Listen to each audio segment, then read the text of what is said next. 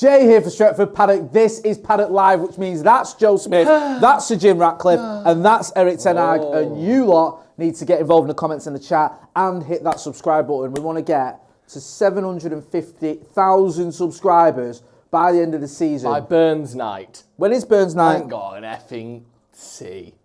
Really? Nope. Have you not? No. I thought you'd have known that. Get involved in the chat in the comments and let us know when Burns night is, because otherwise I won't be able to sleep tonight. Also, guess what's in Joe's cup? Right, what are we talking about today, Jay? Football, soccer, Ratcliffe, Yes! takeover, Yes! Ineos, 27.7 going up to 28.9%. That kind of shizzle, yeah? One of my favourite percentages. I've always said that, yeah. It's a good odd percentage. Because you think it's one of them where it's not likely, but there's a chunky chance it's going to happen. Do you know what I mean? Yeah. If I said there's a 27.7% chance that when you get home, there's £1 million on the bed and all your family are gone, you'd be going, wouldn't you? You'd be loving that. I'd be going, wait. Fucking hell. You know Hey, that genie must have one wish left. Anyway. Should we start on this? Yeah, let's get into it before I'm just sleeping again on the today, so it's couch. all on you, these puns, big boy. What we got? Rat takes cheeky nibble. Come on, up top. Yeah. Not fucking bad, man. Yeah, well, I Not like bad, that. Do you know what? That's like an opening day 2-0 win. Yeah. It's not 4-0 against Chelsea. Yeah, it's a nice, solid, off on the right foot. I like that a Do you know lot. what I mean? England versus Tunisia, 1998 World Cup. Beautiful. 2-0 win. I like it. Ratcliffe discussed how long it will take for Manchester United to start competing at the top again. In the Northwest, we have two neighbours who are really impressive football clubs. Bastard. I want to knock them all off their perch. We're friends in the sense we're all in the Northwest, but they're our biggest enemies. They're clearly our biggest competitors in the UK. We're a long way behind. It's not going to change tomorrow. People, unfortunately, need to give us time to get back. It will be 2 to 3 seasons. Patience is needed. Spending money lavishly in the summer is not the solution. It's much more complicated than that. I love that word, lavishly. Lavish. I need to use that more often in my should. vocabulary. Lavishly. Yeah, I like it. He's saying the right things, isn't he? Do you know what I mean? He's not being too... I don't want him to be like Stephen Alson, like going, slagging everyone off, going berserk, criticising everyone, like proper throwing shade at everyone and just being a bit of a... Fighting in that. Like, yeah, I don't want him to be that sort of emphatic with it all. Yeah. So I want him to be like, you are a businessman, you are part of Manchester United. You have to rein it in a little bit, but I also want him to be like, you know what, we don't like them, they've achieved a lot, we look at that, we want to achieve those things, we don't want to be like them, we want to be better than them though. You don't want Ratcliffe to show up in his next interview with a black eye. That's because he's had a scrap with Joel Glazer. You don't want that, do you? That is not ideal, is it? No. As far as United are concerned. That's what I mean. So there is a bit of balance, because I think sometimes you can get too carried away and go, yeah that's what we're... Well, no. He's the owner of Manchester United Football Club, and I want him to act like that, or part owner. But he is saying the right things within that sort of those parameters. And he'd look deluded if he said, we want to challenge next season. Yeah. That isn't someone who is a serious, conscious, sensible person, and that's what we need. Because he's smart enough to know, if he says, we want to challenge next season, if this time next year United are 4th, everyone's looking at the manager going, well, the manager's gone. Yeah. Jim Ratcliffe said he wants to challenge next season, we're not challenging. Yeah. So I think he's quite savvy, and he'll know that, and he'll know there's certain things he can't say because it adds more pressure and it's unrealistic or whatever. So I think he knows how to play the game. The thing is, we've got to remember, and I think I have to remember this myself when I say we, I literally do mean we, is into the sort of the mainstream football world. I know he's owned Nice for a little while, and is it Lausanne as well. But we might not be used to seeing loads of interviews with Sir Jim Ratcliffe and seeing him in the public domain, but this guy has been at the sort of top end of business for the last at least 30 years. Yeah. So he knows how to handle the media. He knows what to say. He's used to giving interviews. He knows the power his words have. He's a guy that in the past has been able to say things, and that's affected, the business markets because of the power and the money he has. So he's not someone who's just going to rant and spout off nonsense. So, it's not his first rodeo. He's saying the right things. I get it. I'm hoping that this isn't all just sort of calculated and cynical, and there is a lot of it is actually coming from the heart. Yeah. We'll have to wait and see. I am cautiously optimistic. And he's doing stuff. He's not just saying stuff. He's doing stuff. Yeah. You know, he could have come in an alternate reality and said, we trust Ten Hag, we love the job that he's doing, we think that with patience, and, you know, he could have tapped into all the stuff we want to hear. He could have said, you know, Manchester United, look what we did with Sir Alex Ferguson. It took years to get there. It took some time. We believe in Erik Ten Hag. And he could have left Richard Arnold where it was. He could have left the structure where it was and just come in and got some of the fans on side by simply saying, we're going to spend smartly in the window and we're going to back the manager. But he's not just doing that. Like, that could have easily been a sort of backseat, you know, whatever sort of way to come in. Instead, he's got rid of Richard Arnold. He's brought in his team, which is Brailsford and Jean-Claude Blanc. He's already brought in a new CEO. We've got a new director of football on the way. We've got technical directors on the way. He's not just saying things. It's not just fluffy PR. We back the manager, we're Man United. It's actually backing it up already with actions, bringing people in who have had success elsewhere. You know, there is a world, like I just described, where he could have come in, said a lot, and not done a lot, and we probably still at this point would go, let's give him the benefit of the doubt. We think there could be some structural changes, but, you know, it might be okay. But he's not just doing that. He's actually already doing stuff, and I think that makes a massive difference. And even if you take all these words away, look at what he's doing, not what he's saying. I think we're already seeing more in the last 2 months, and I said this earlier, more in the last 2 months than we've seen in the last 2 decades from the Glazers. 100%. I couldn't agree more. And, you know, this is probably the easy bit for him in terms of, you know, he's Ole Gunnar Solskjaer just taking over from Jose Mourinho, isn't it? A little bit. It's like, if you do some of the easier things, you're going to see, you know, get an instant reaction. But he's getting them right. Yeah. So you can't fault it. We just got to see it. When we go into the summer, I keep saying this, I don't want to sound like a broken record, probably are going to have to exercise a little bit of patience because we know there's issues with FFP and all the rest of it. And plus, we're not going to be able to just, you know, as he's saying, knock the neighbours off their perches straight away. Yeah. But I'm feeling like this could be the sort of the start of something. Me too. Positive, which isn't what and even you if it's say. just a feeling of positivity, people underestimate that. No. Like, it won't last forever, obviously. If he comes in and we don't win anything for 5 years, it's not going to still be positive. But changing the mentality, so we were chatting earlier about, at the moment, obviously, I would never be embarrassed to support Manchester United as a team and as a, you know, from the footballing side. But I don't feel comfortable supporting the club and the owners of Manchester United. There is a big part of Man United that has an anger and a sort of shame almost about it, and there has been for years. And you think that weight and that burden and that stress and that sort of conflict that we have as United fans doesn't help. I'm not saying it's the reason why we're not winning games or we're not winning trophies, but having this weird, murky, I love the club but I hate the owners, I don't want to buy a shirt because it's supporting the owners, but that's like this weird fucking nonsense that we've had to deal with and put up with for the last 20 years shouldn't be part of supporting a football club. You should be proud to support them and proud to support everything about them. And that hasn't been the case. Also, like, if that changes, that would be a massive thing, even by itself. So there's a lot of good things hopefully on the way. Yeah, because it can almost send you to Ali trying to work out the sort of mental gymnastics to comprehend or sort of rationalise what is okay to spend money on and what isn't.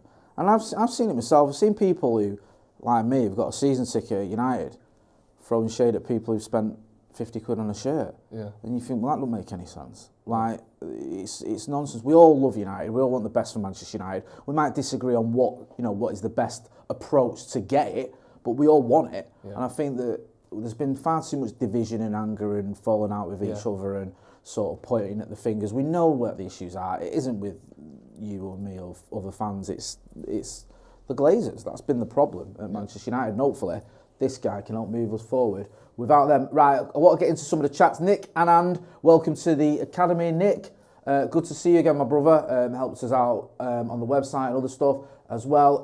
Also, Witterbird Vicky gifted 5 Stretford Paddock memberships. Big thank you to Vicky. Such a big supporter of the channel. Much appreciated, Vicky. So thank you again for donating those memberships. I hope everyone's giving Vicky a big thank you as well if you've taken advantage of her generosity. And everyone, can you please hit that like button, people? Come on, man. We've only got to 200 likes here. Let's get to 500 likes by the end of this video. Right, what next? You've started off on a positive one. Yeah. Oh, it's more rat stuff. Rat at transfer duty. Rat at transfer duty. Ratat transferred. Now, do you know what? What's that a joke? What's that a pun on? It's like rat-a-tat-tat, innit? Ratatouille. Oh, Ratatouille. Oh, right, sorry. Ratat transfer duty. Well, Let's just say, right? That doesn't work. It doesn't work. First, it doesn't work. First of all, it doesn't work. Let's say it did work, and somehow the word you'd put together in English sounded exactly the same as ratatouille. What the fuck has that got to do with the situation? Rat. Just rat. Do you know what this is? Just went, do you know what this is? Rat. Do you know what this is? Rat. This is another corn on the cob, butter me up. This is just, I've got a word, I'm going to throw it in because it's related to the story, but it's got no pun in it, really. Yeah. Now, I suppose what you could say is, go on. In terms, and I'm helping him out, and I don't know why, because he doesn't deserve it. Go on. What you could say, in comparison to the Ratatouille film, we have got a rat sort of pulling the strings. Right, I've not seen the film, so you're going to have to explain it to me. It's a rat that sits on the head of an up-and-coming chef, pulls his hair, directs him to make food. Why can't he make food himself? Because he's not that good. But the rat itself is brilliant. Right. So in a way, that's the angle there. But he didn't think of that. I've just given him that. It's like a modern-day telling of Cyrano de Bergerac. That kind of thing. Huh? Bergerac. That's the one. Ratcliffe discussed the importance of recruitment both on and off the field. Ultimately, the level of what we want to get to at United is not the level we are at. That takes time. It's not just about players, it's the whole machine. There are thousands of people in that machine, and we need to get that machine working really well. We need to be as good as anyone else in the game at recruitment, and we haven't been. FFP, brackets financial fair play, is a new element in football and a really important of managing a football club well. Important part, sorry. We will assess how much money we have available and use it well. We have to find the best people in the world, ensure that they're the right character and personality, and create the right environment for elite sports people to be successful.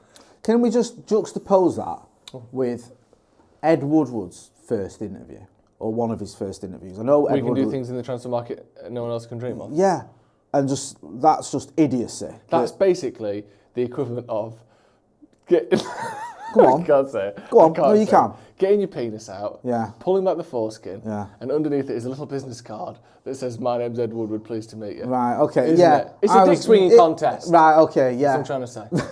Hey?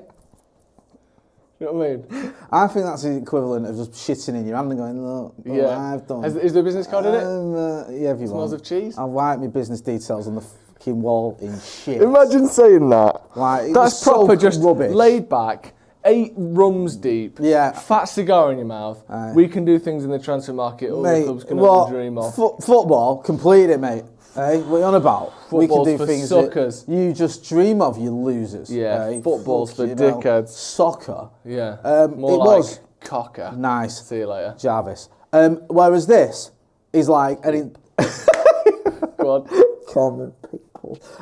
This is just...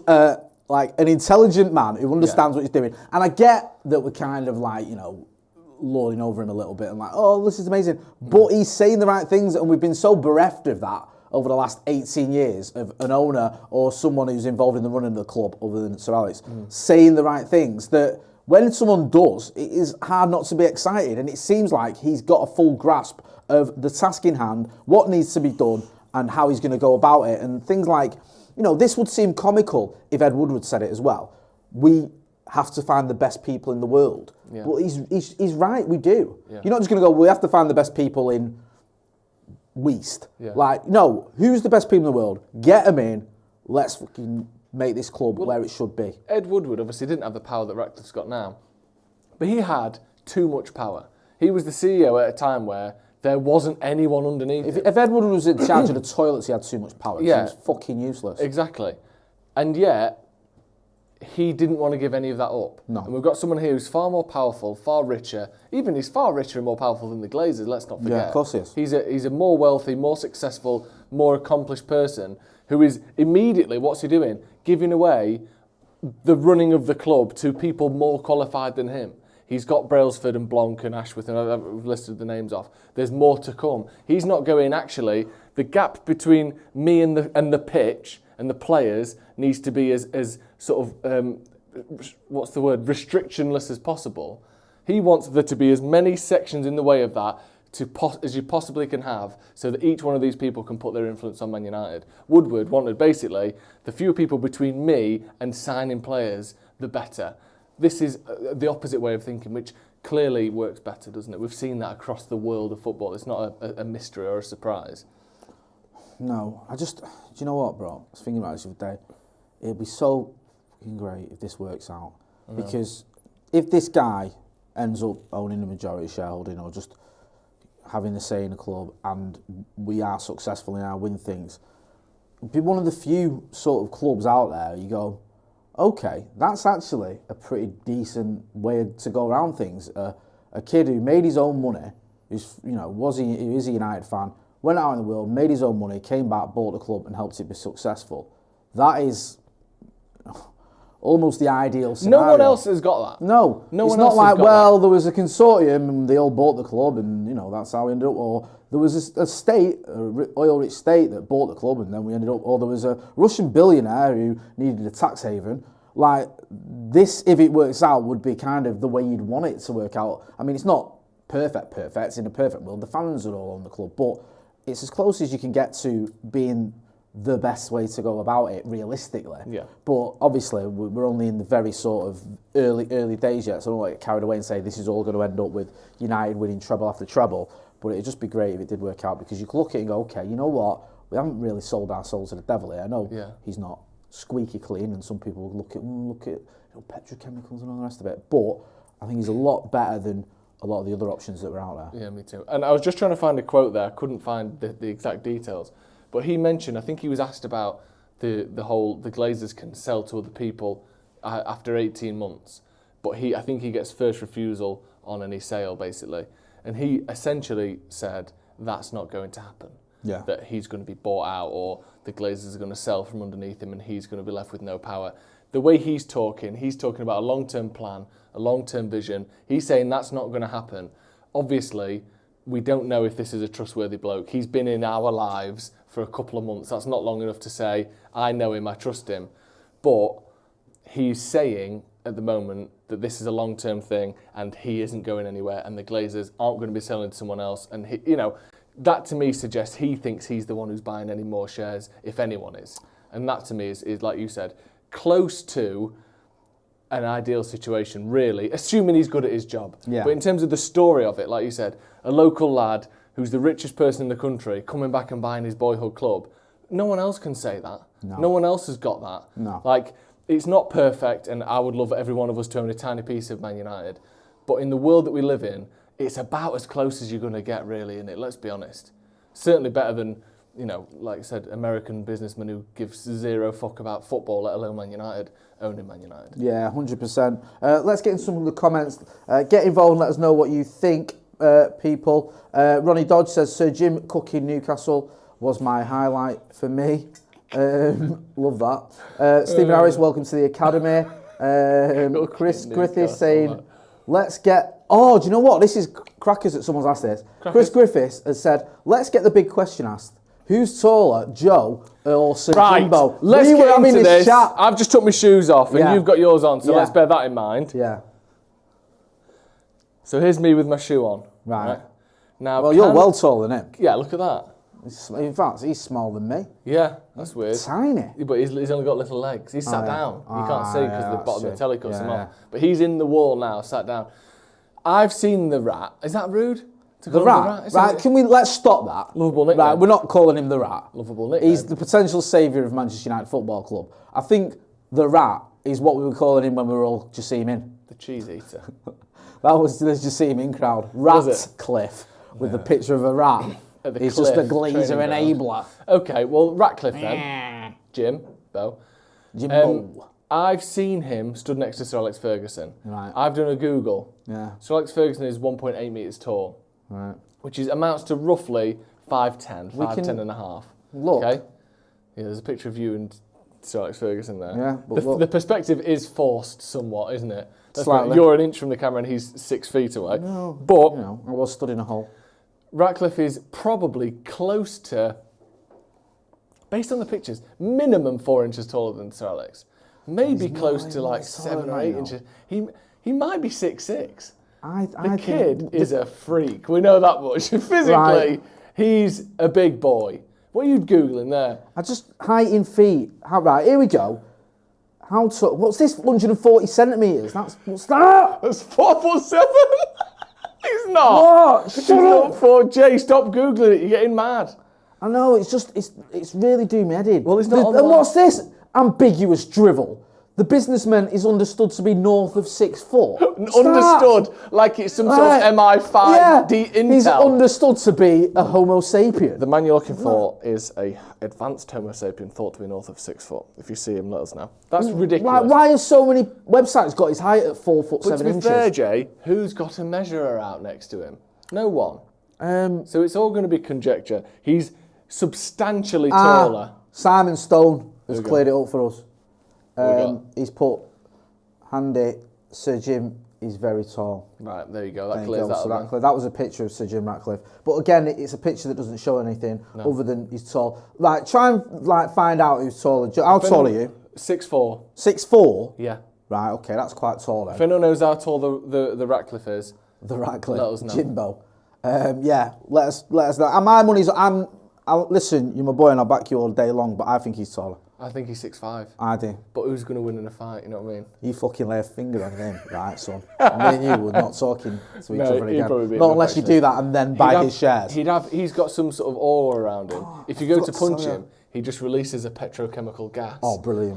That enshrouds any potential attackers. And let's be honest, it's toxic as all If you go to touch him, Dave Brailsford just runs in and smashes your head in. Yeah, he runs in head first. Right, his loyal little terrier. Yeah, what are you doing? Right, I forgot to tell you, right? Share price? Yeah, right, you know what you think, Sir Jim, he's coming in, he's taking over. Yeah. It was it last week. Was it at $21 last week? $21, bro. So that's up from the 20 you purchased 10 years ago. Oh no, a year ago. Yeah.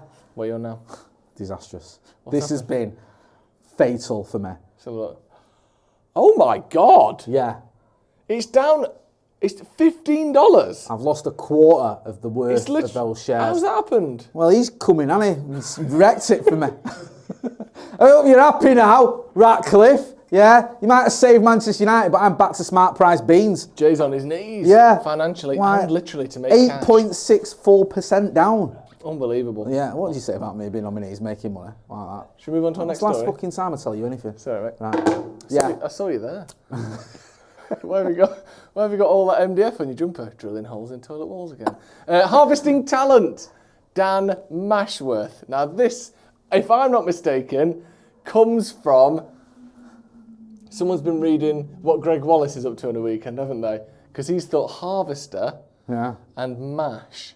Oh, this is... Is that because of the restaurant chain, Harvester? Harvest Festival. Harvest Festival? I hate him, actually. Why Harvest Festival? Mash? That's when they give out veg and that. So we've harvested some mash. Are you alright? Also, Dan Mashworth. What's that? That's not even a thing. This right. This is biblical. This is nonsensical. Yeah. Harvesting talent. Yeah. Dan Mashworth. What? Like, and we've done this thing, haven't we? With He's put the colon in. The colons in again. What they've done is they'll go down a sort of literary cul-de-sac and think, the only one way out of this, pop a colon in. Pop a colon in. Harvesting talent, semi or otherwise. Right, I'm going to read it, but I'm not happy. Yeah. Ratcliffe discussed the importance of getting an effective structure in place. It's a 2-3 season challenge to get the organisation and environment right, to get the performances on the field right and win football matches. That involves design and structure of the organisation being correct. I think Dan Mashworth is a 10 out of 10 sporting director, one of the best around. Ultimately, you can't really criticise Dan for looking at maybe the most coveted job in football as a sporting director, particularly with the challenge at Manchester United. What doesn't make sense is for Dan Ashworth to be sat doing nothing for 18 months. What I like here, Jay, is this. You can't criticise him for looking at the most coveted job in football. It's a little bit of grease in the old ball bag, that, isn't it? He's just not gloating, but just reminding people, you slagged us off in the press for the last 10 years. You've had your fun. Let's not forget who we're talking about here. This is the biggest job in world football, and don't you fucking forget it. I like that. I like that. It's like a little reminder. It's similar to what I said when we did the members vid on Dan Ashworth has said you can't have a dig at someone for wanting to progress. I'm thinking, what about Archbishop demands 2-2-3? Is this about Archbishop Desmond Tutu? Yeah.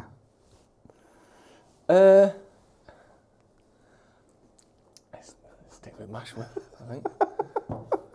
I like it now. It's actually quite good, that. Do you know when you... Yeah, quite harvesting time. I really like that, actually. That's really good stuff, Ethan. Well done. Certainly the best we've heard tonight. Very good. You need to have a word with yourself, man. I thought you were better than that. Unbelievable. Read some of the comments. There's some I can't read. Some are questioning Ethan's mental stability. Okay. Actually, no. I can't read any of these out, actually. They're all horrible.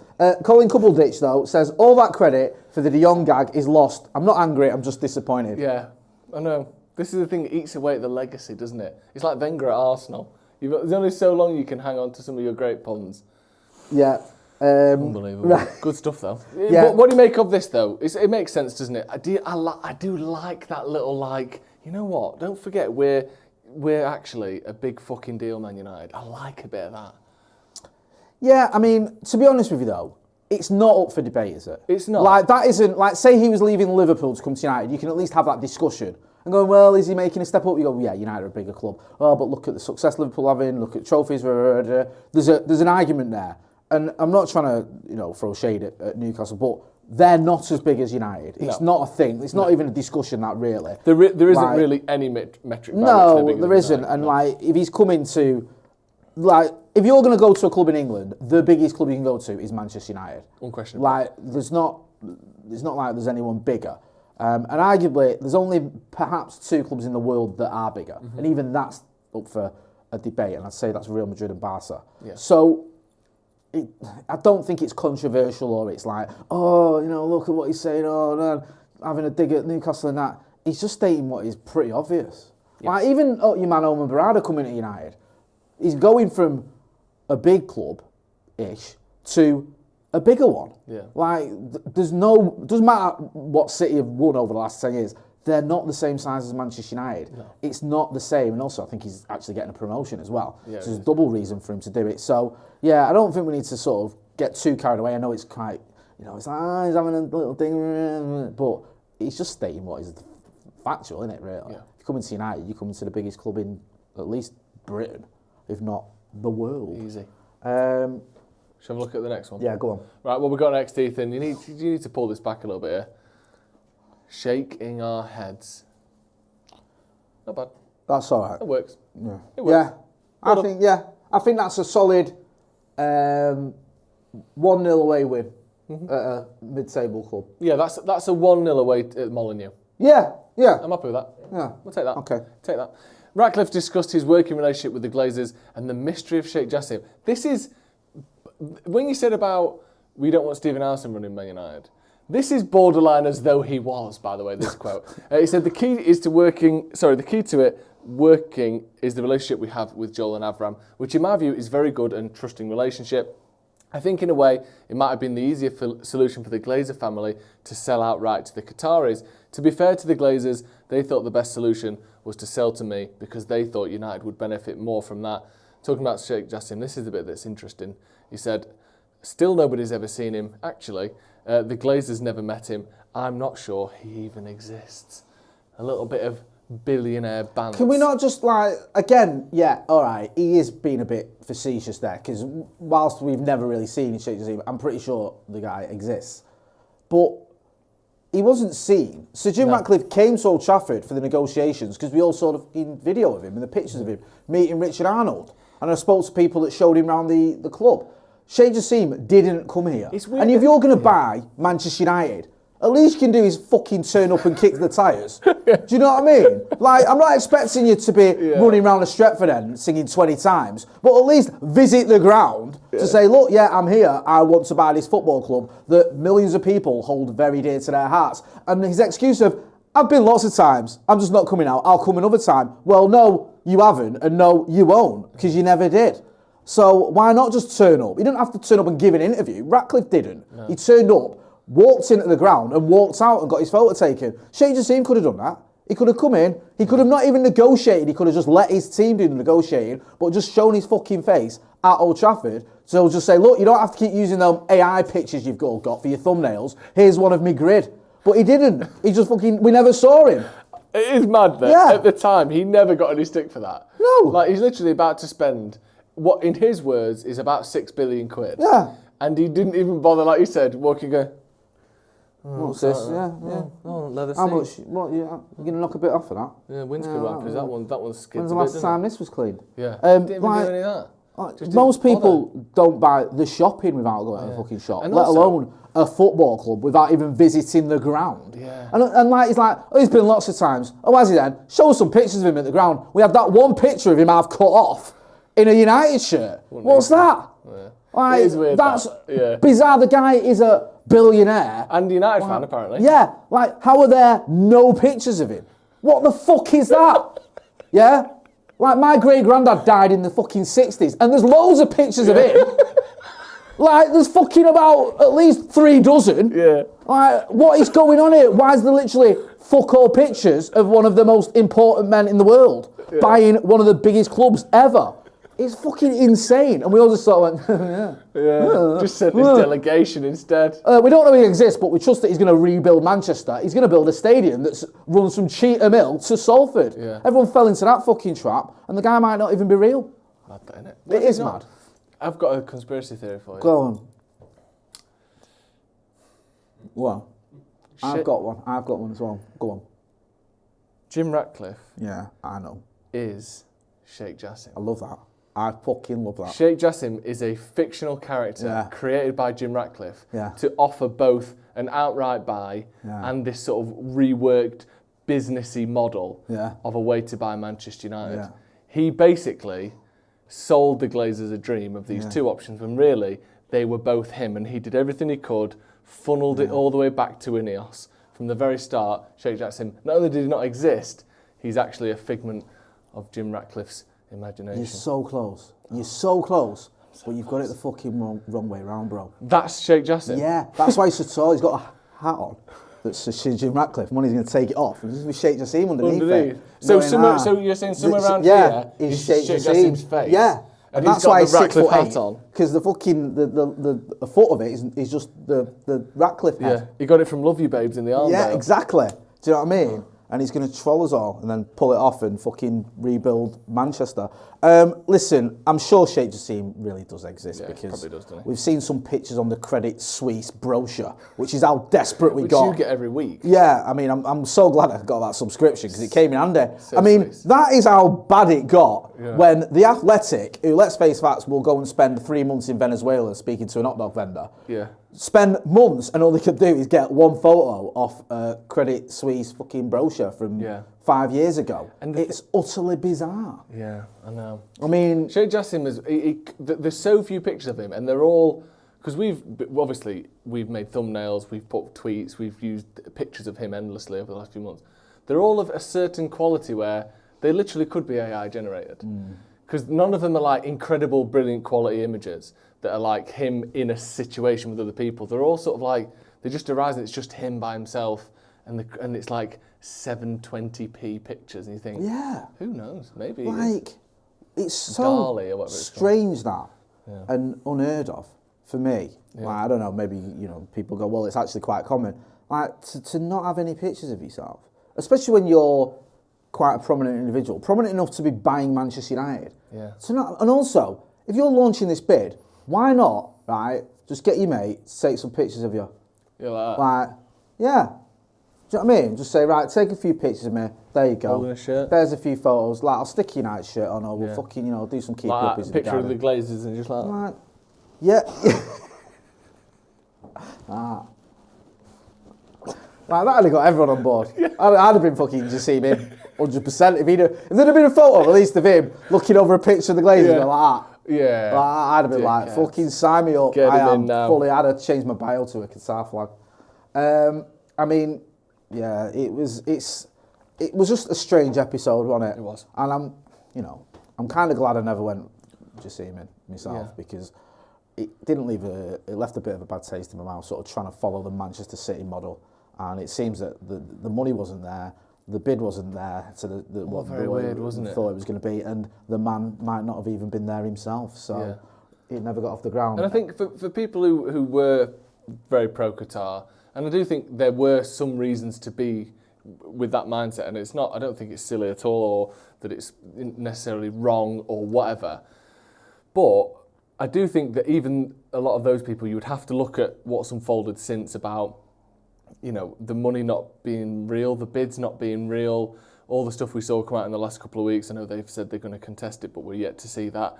And the FCC filing, wasn't it, of basically, or whoever it was, basically saying the bids don't add up to what you say they did publicly.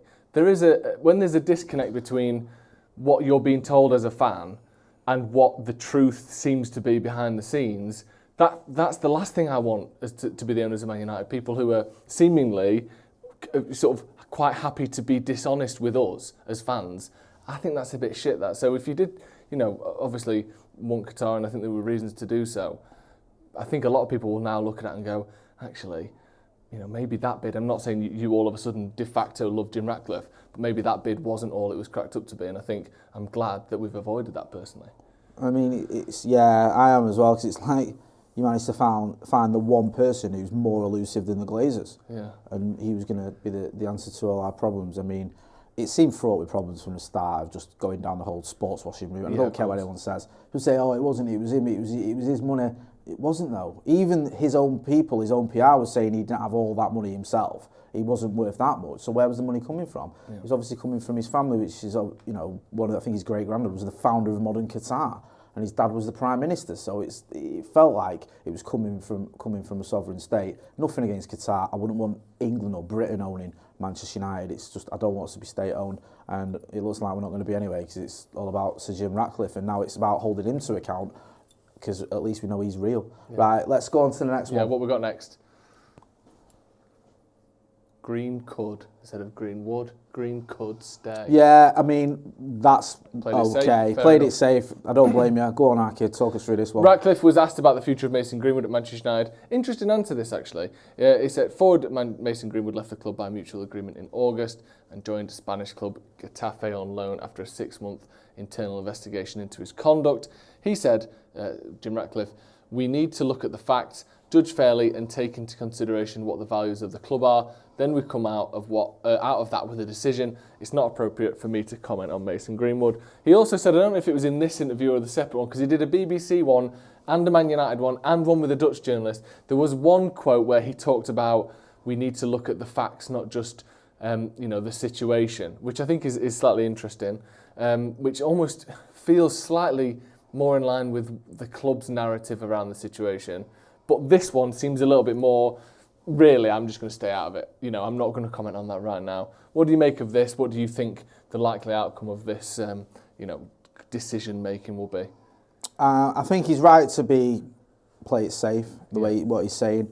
I think if he'd have come out and go, well, we're never bringing him back, people will go, hang on a minute, why are you saying that? You're not you've only just come in as the part owner. Why have you made that statement straight away? That seems a little bit bizarre. What was all this internal investigation then if it's just, you're just saying, well, that's the end of that? It seems, right now, I don't think he needs to be going down the route of making big statements about Mason Greenwood's future. I don't think that serves anyone any good, whether that's the club or Greenwood or whoever. I think a decision's probably been made behind the scenes. I think he knows what he's going to do and what he wants to do and what the club needs to do. I just don't expect him to announce it anytime soon. And also, I think that decision may be, we'll see if there's any offers for him. Yeah. And it might come to summer, and Barcelona go, look, we've fucking seen enough of him in La Liga. Here's 40 million quid, and the club go, 40 million quid for a player that cost us now. We'll have a bit of that. Yeah. Or the club might go.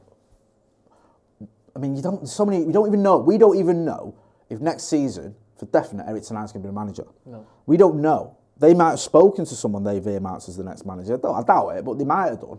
And that new manager might be going, look, you need to get me Mason Greenwood back at this club because I want him. Mm-hmm. And they might be like, right, okay, we'll do that. So you just don't know. There's so many ifs and buts.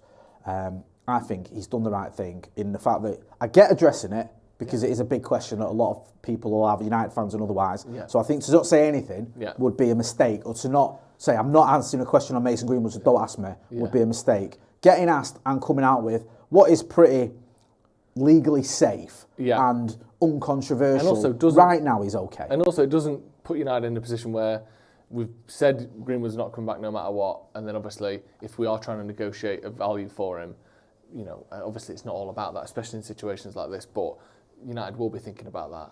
And if you come out and say he'll never play for Man United again, that chops his potential transfer fee in half, doesn't it? Yeah. And that's probably something that's... But again, if you're the new, pretty much the new face of Manchester United, he can't come out and not have an answer for it. No. You know, it's like a politician going on a show and refusing to answer a question because we think, well, if you're going to be the leader of this country or this football club, you can't not have something to say about the goings-on at this football club. No. So this is his answer. It's we'll see what happens. We'll look at them, consider what's going on. We'll judge fairly, but I'm not going to make any more comment on that. It's a fairly well-crafted statement as well, isn't it? Yeah. Like the values of the club are, which is it's taking into account that this isn't just about, you know, legally. Yeah.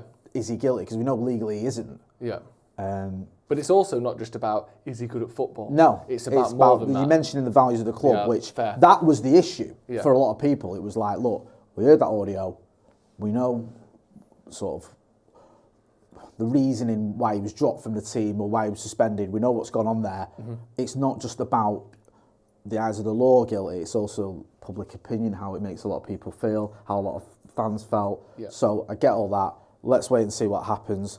I mean, you know, I'm sure he'll come to a decision in the summer, because I think he's got to, and he can't drag it out any longer. No. I think that was the last kicking the problem down the road you could do, was giving him this loan for 6 months.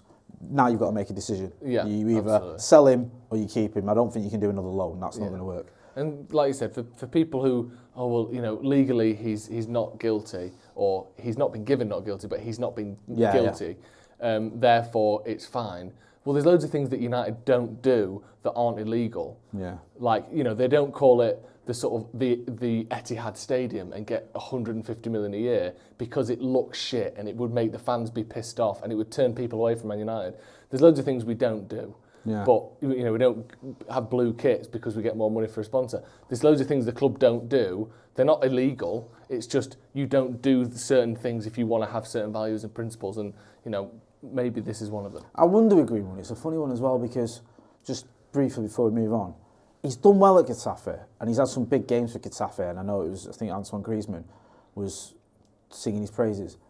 And I think whilst he has done well and he's had a decent spell there, I don't think he's had a spell there where it's been like unbelievable. Yeah. And you go, if he had 25 league goals, whoa, we cannot let this kid go. If that was your main consideration, like just how good is he?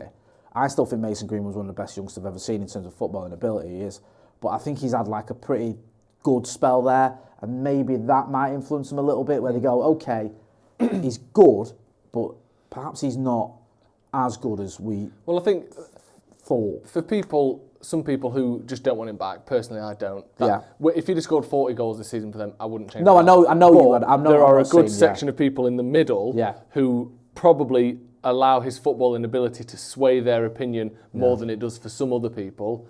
And like you said, those people probably won't have been swayed in favour of keeping him, maybe. There's obviously people at United who want him to stay. Yeah. We saw that. It almost got, announced that was going to happen in the summer.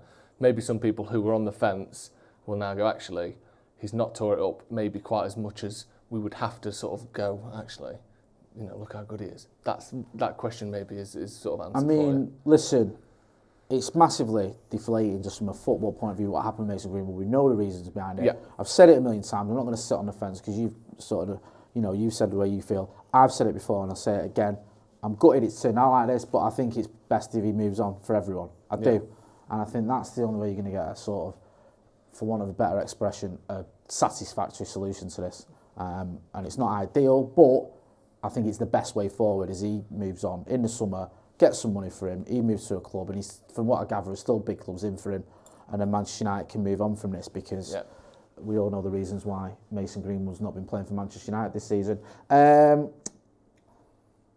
Sweaty Legend says, when is Wan-Bissaka back from injury? No idea. No, what is going on? No idea. Have we got anyone who's not injured at the minute? Well, actually, go on. Next graphic. To answer your question, is there anyone who's not injured at the minute? No. Luke Shaw's out as well. Knee spell, oh dear, Shaw. She sells on the seashore. Is that what that is? Yeah. Right. I don't know who I'm more disappointed with. You for that pun or me for getting it? I'm proud of you, Jay. Right. If this was a knee injury, I'd come over there and give you the Paul Hollywood handshake. It's a hamstring injury. Right. Look at the stand first. Look at the top line or the second line. Luke Shaw is expected to be out for 12 weeks after picking up a hamstring injury, which isn't the knee. It must be said. Can I just clarify something for everyone who's watching? And I know this for a fact, yeah. He's laughing behind the camera. I know this for a fact, yeah. Take us for fucking and I'm not lying, right? I'm telling you the truth, yeah. Ethan does not smoke weed, right? No. He is not stoned when he's writing these and laughing to himself at him and putting in extra lines to explain it. Like, this is genuine, just like the way he is. Yeah. She sells seashells on the seashore. I quite like. Yeah. It would only work if he played for a seaside club like a Brighton or a Portsmouth, and if he'd done his knee. Even Liverpool had took that. It's coastal. Yeah. This is nonsense, isn't it? You know it's nonsense, Ethan. Don't go, like you're agreeing. You put it out. Look, it's here. It's happening. This is the show. How did you even get that? I want to know how you got to the point of putting knee spell. How that came into your head, knee spell. An injury spell. Oh, right. So you thought injury spell. Like a knee injury. So you thought knee spell. And then you thought, you know what you could have had? He fell, he swelled, oh dear, Shaw. There you go. He went, he loved that. Can we change that, please? Come and have a look what you could have won. He fell, he swelled, oh dear, Shaw. Right, let's get into this. The 28-year-old was forced off just before half-time in United's 2-1 victory at Luton Town last Sunday.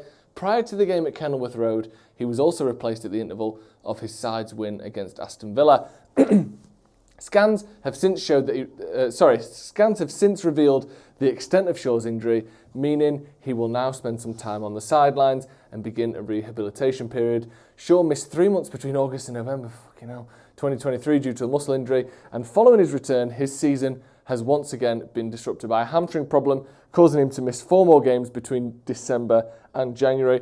It doesn't mention it here, but, pardon me, it did say in another article, or maybe in this one, in the full version, that he's not expected to need surgery, which I don't know really if that's much comfort because he's still out for 3 months. So he doesn't need surgery, but on the other hand, that's not to say it's not a severe injury, but just an extra bit of information there that's probably worth mentioning. Jay, I'm just looking in. I'm just sorry.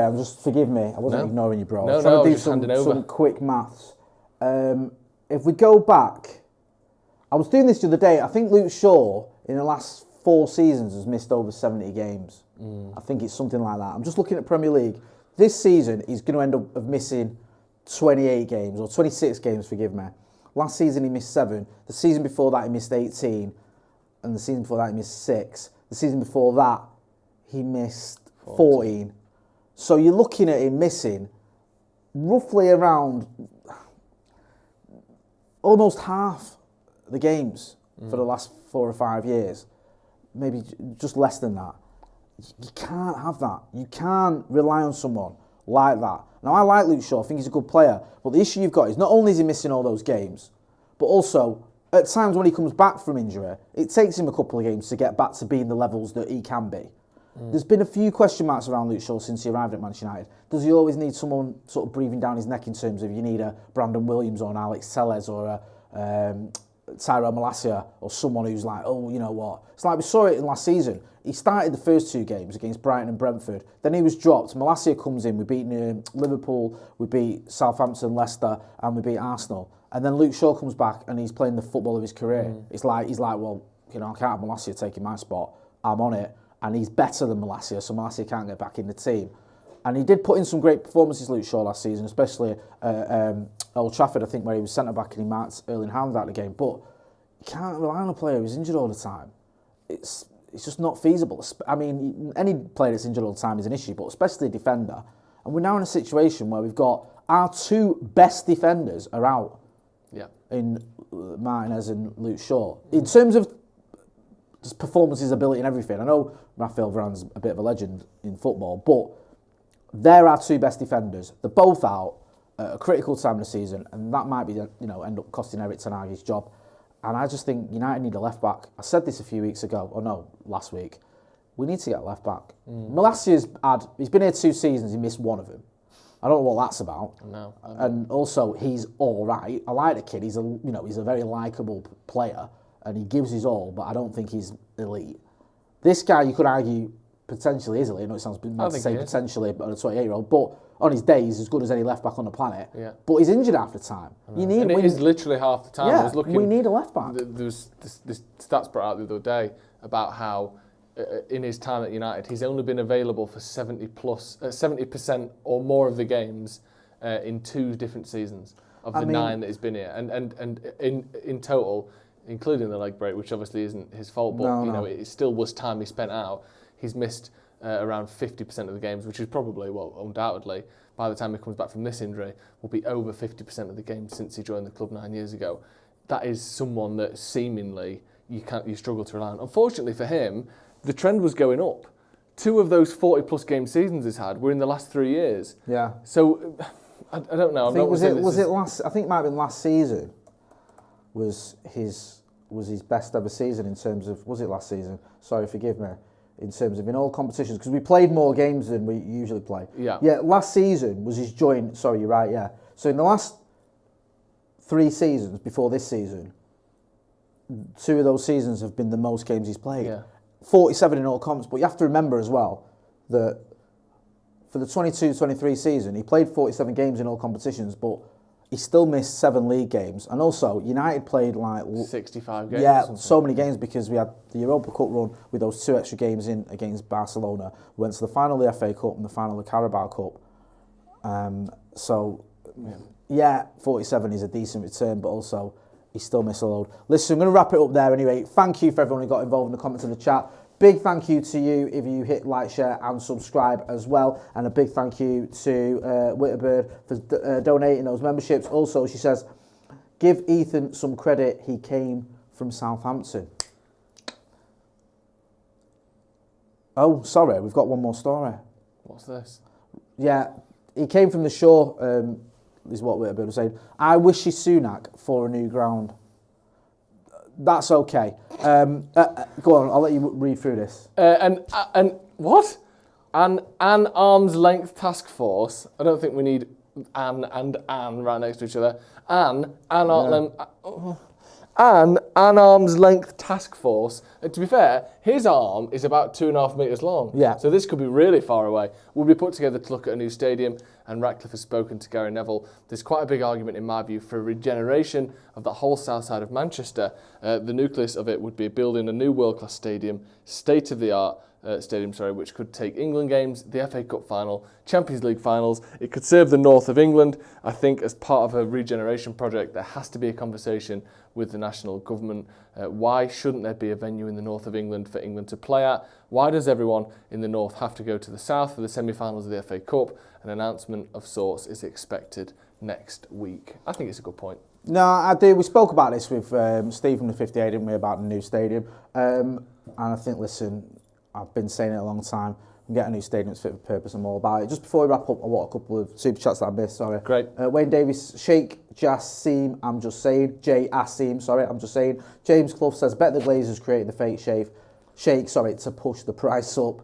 Thomas James says, I'm here for Ethan and Ethan only. No. I don't know about that one. Listen, we're going to wrap it up there. I'm going to be back in the morning with the news. Then you're going to have Off the Bar. Then you're going to have House and Versus. So you've got loads of good stuff coming up. So make sure you are hitting like, share and subscribe. You can go and check him out on the Sloppy Joe's podcast. You know where to find me as well. That's been Joe Smith. I'm Jay Moy. This has been Paddock Live.